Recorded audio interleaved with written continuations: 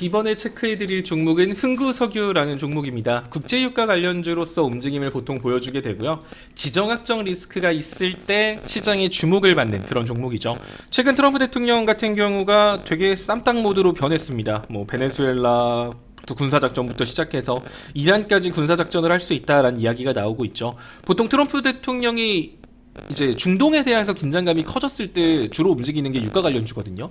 그런 관점에서 만약에 시장이 조정을 준다, 제가 계속 말했지만 경기 침체 우려 아니면 지정학적 리스크, 이 두 가지를 하나를 이유로 삼을 수밖에 없겠죠.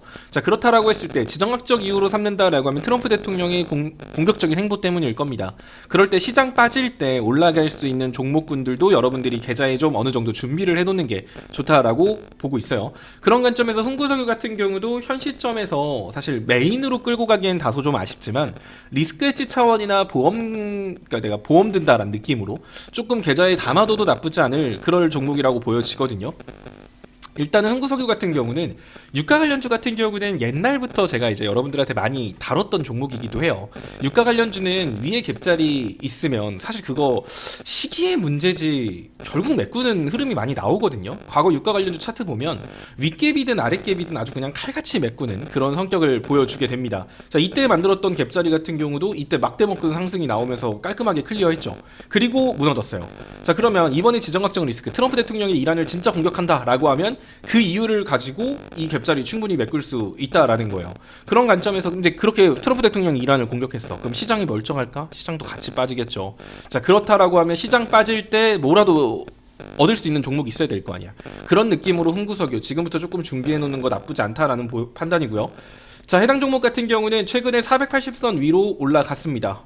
좀 저항 구간 돌파하고 볼린저 밴드 상단, 여기 지금 안착 시도하고 있거든요. 따라서 현 구간 진입하기에 나쁘지 않은 자리라고 보여지고요. 유가 관련주 같은 경우는 사실 아래로 좀 크게 손절가를 잡고 들어가야 돼요. 대신에 기대 수익률도 크게 잡고 들어갈 수 있는 종목이죠.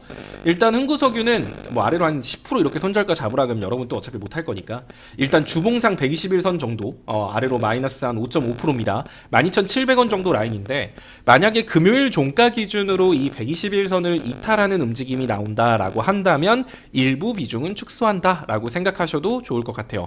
목표가 같은 경우는 한 3%, 4% 먹을 생각하지 말고 최소한 한 6에서 7, 8%?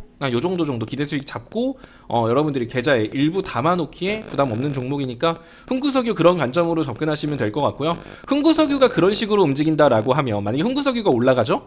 그러면 시장의 하락 종목이 훨씬 더 많은 상황들이 나오게 될 거예요. 시장 지수까지도 크게 흔들리는 상황이 나올 수 있거든요.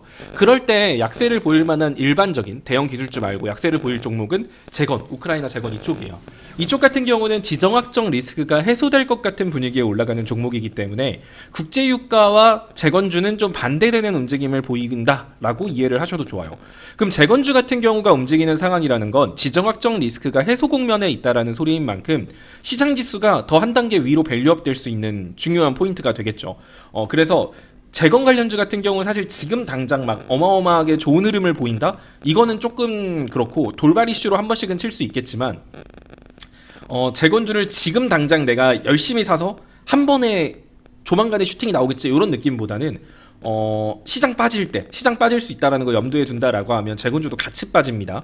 그랬을 때 재건주는 올라갈 때 따라잡는 게 아니라 한 3, 4% 하락할 때마다 조금씩 나눠 잡는다라는 생각으로 모아가시면 괜찮을 것 같아요. 지금 당장 재미를 볼 수는 없겠지만 다음 시장을 준비한다는 느낌으로는 담아둘만 하거든요. 사실 지금은 대형 기술주 중심, 대형 우량주 중심의 상승장이기 때문에 어설픈 산업 이슈나 어설픈 시장 이슈 가지고 내가 적극적으로 공략하는 건 다소 애매해요. 하지만 유가 관련주나 재건 관련주 같은 경우는 유가는 보험 차마, 리스크 해지 차원 관련해서 좀 담아놓고 재건 관련주 같은 경우는 지금 시장에서 재미를 본다라는 느낌보다는 다음 시장에서 재미를 볼 수 있겠다라는 생각으로 지금 시장에서 빠질 때 좀 모아간다 이런 느낌으로 가시면 괜찮을 것 같아요. 그래서 재건, 유가 이 두 가지 같은 경우는 여러분들 계좌에 좀 약간 전략적으로 좀 담아가도 나쁘지 않을 섹터니까 이런 내용 참고하셔서 여러분들 좀 공략해 보시면 괜찮을 것 같습니다.